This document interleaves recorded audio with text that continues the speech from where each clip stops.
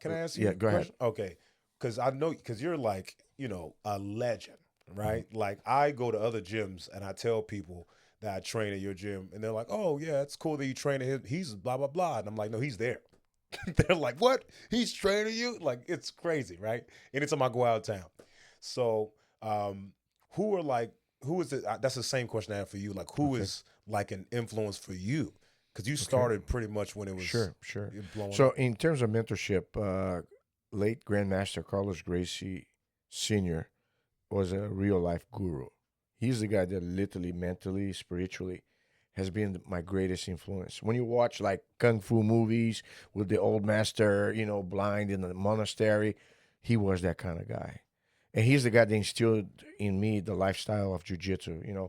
Eat right, stay healthy, stay focused, exercise, and be humble. Train smart, stay humble.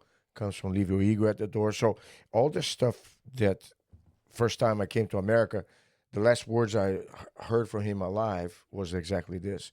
Before last time I saw him before I left Brazil was remember, be humble when you get to America. That's the last thing. I mean, I would hear from him since then, but there was the last time. It took me 4 years, uh, 6 years until I came back to Brazil for the first time after I came to America, and he died 4 years later. But anyhow, in terms of influence, Hickson Gracie was like the samurai.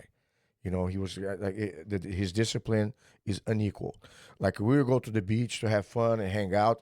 He would walk 10 kilometers, 7 miles back and forth, just kind of fast walk like those marathon runners.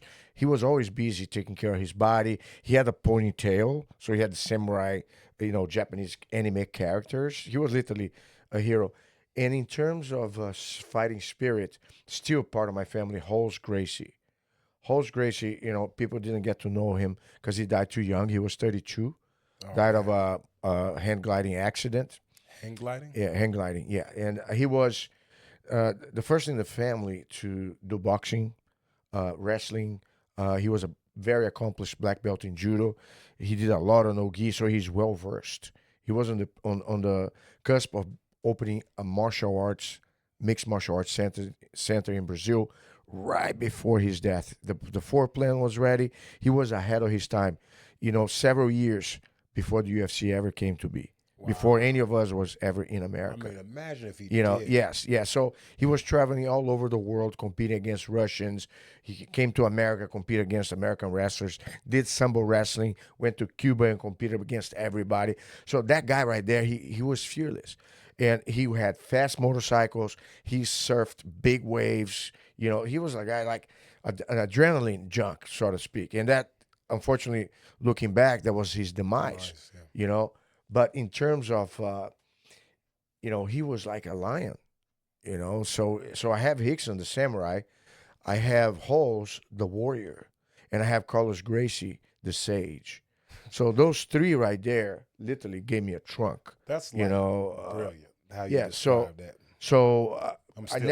never deviated from the philosophical aspect of the martial arts because it's based upon character and spirituality. Yeah. You know what I'm saying?